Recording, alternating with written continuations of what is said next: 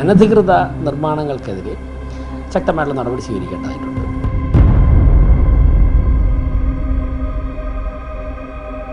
മാത്രമല്ല, നിയമം അനുസരിക്കുന്ന ജനങ്ങൾക്ക് ജീവിക്കാൻ പറ്റാത്ത സാഹചര്യം ഉണ്ടാകും. നിയമവിരുദ്ധരുടെ നാടായിട്ട് നാട് മാറും. അങ്ങനെ ഒരു രാജ്യത്ത് നാടിനെ വിട്ടുകൊടുക്കാൻ സാധിക്കില്ല. ഇപ്പോൾ കോർപ്പറേഷൻ നിശ്ചയിച്ചിരിക്കുന്ന നിരക്കിൽ നിന്നും 10-20 മടങ്ങ് കൂടുതൽ ഓരോരുത്തരുടെ കയ്യിൽ നിന്നും ഓരോ ദിവസം വാങ്ങുന്നതായി അവരന്ന് പരാതി കിട്ടിയിട്ടുണ്ട്. അന്വേഷിച്ചപ്പോൾ പരാതി വസ്തുതാപരമാണ്.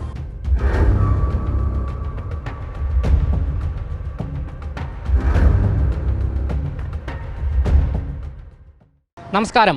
ഇക്കഴിഞ്ഞ ദിവസം മിന്നൽ വേഗത്തിൽ തിരുവനന്തപുരം നഗരസഭാ മേയർ VV രാജേഷ് അനധികൃതമായി നഗരസഭാ പരിധിക്കുള്ളിൽ കെട്ടിപ്പൊക്കിയ ബിൽഡിങ്ങുകൾ പൊളിച്ചിരുന്നു. JCB ഉപയോഗിച്ചാണ് ഈ പ്രവൃത്തികളെല്ലാം തന്നെ നടത്തിയത്.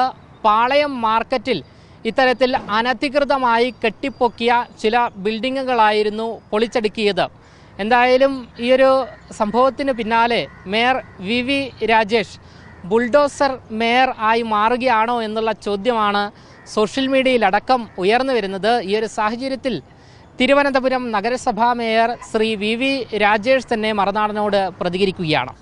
മാധ്യമങ്ങൾ പല വാർത്തകളും വരുന്ന അനധികൃത നിർമ്മാണങ്ങൾക്കെതിരെ ശക്തമായിട്ടുള്ള നടപടി സ്വീകരിക്കേണ്ടതായിട്ടുണ്ട്. അല്ലെങ്കിൽ നമ്മുടെ നഗരം ഉണ്ടാവുകയില്ല. കുറേ കാലം കഴിയുമ്പോഴേക്കും ഈ സിറ്റി ഓരോരുത്തരും തോന്നുന്നത് പോലെ, അവർക്ക് തോന്നുന്നത് പോലെ കൺസ്ട്രക്ഷൻ ആരംഭിച്ചു കഴിഞ്ഞാൽ ഈ നഗരം ഉണ്ടാവുകയില്ല, നാടുണ്ടാവുകയില്ല. മാത്രമല്ല, നിയമം അനുസരിക്കുന്ന ജനങ്ങൾക്ക് ജീവിക്കാൻ പറ്റാത്ത സാഹചര്യം ഉണ്ടാവും. നിയമവിരുദ്ധരുടെ നാടായിട്ട് നാട് മാറും. അങ്ങനെ ഒരു രാജ്യത്ത് നാടിനെ വിട്ടുകൊടുക്കാൻ സാധിക്കില്ല. അപ്പോൾ ഞങ്ങളുടെ മുൻപിൽ ശ്രദ്ധയിൽ വരുന്ന എല്ലാ കാര്യങ്ങളും ഞങ്ങൾ ഇടപെടും.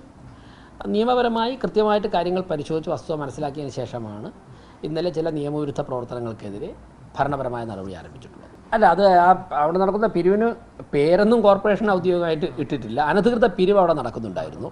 മാത്രവുമല്ല, ഇപ്പോൾ കോർപ്പറേഷൻ നിശ്ചയിച്ചിരിക്കുന്ന നിരക്കിൽ നിന്നും 10-20 മടങ്ങ് കൂടുതൽ ഓരോരുത്തരുടെ കയ്യിൽ നിന്നും ഓരോ ദിവസം വാങ്ങുന്നതായി അവരന്ന് പരാതി കിട്ടിയിട്ടുണ്ട്. അന്വേഷിച്ചപ്പോൾ പരാതി വസ്തുതാപരമാണ്.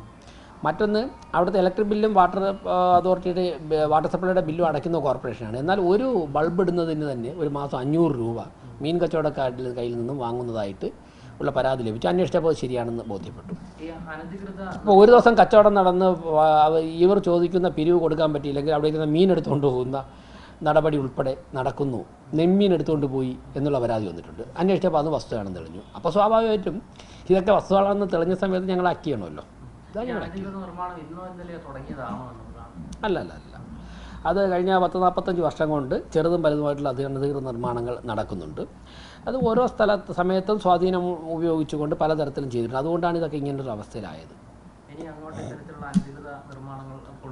അനധികൃത നിർമ്മാണങ്ങൾ നിയമപരമായി കൃത്യമായിട്ട് വിലയിരുത്തിയതിന് ശേഷം മാറ്റേണ്ട കാര്യങ്ങൾ മാറ്റും. എല്ലാം ഇപ്പോൾ ഒറ്റ ദിവസം കൊണ്ട് ചെയ്യാൻ സാധിക്കും എന്ന് ഞങ്ങൾക്ക് ഡേ ടു ഡേ അഡ്മിനിസ്ട്രേഷൻ കാര്യങ്ങളൊക്കെ ഉണ്ടല്ലോ. പുതിയ പദ്ധതികൾ കൊണ്ടുവരണം. അപ്പോൾ എല്ലാം ഒരു ദിവസം കൊണ്ട് സാധിക്കുമോ എന്ന് ചോദിച്ചാൽ ചിലപ്പം അതിലേക്ക് എത്താൻ സാധിക്കില്ല. പക്ഷേ ഞങ്ങൾ പരിശ്രമിച്ചുകൊണ്ടേയിരിക്കും. എന്തായാലും മേയർ VV രാജേഷ് നമ്മളോട് വ്യക്തമാക്കുന്നത് നഗരസഭാ പരിധിക്കുള്ളിൽ ഏതെങ്കിലും രീതിയിൽ അനധികൃതമായി ഇത്തരത്തിൽ കെട്ടിടങ്ങൾ കെട്ടിപ്പൊക്കിയിട്ടുണ്ടോ, ആ കെട്ടിടങ്ങൾ എന്തായാലും വരും ദിവസങ്ങളിലും പൊളിക്കും എന്നുള്ള സൂചനയാണ് നമുക്ക് നൽകുന്നത്.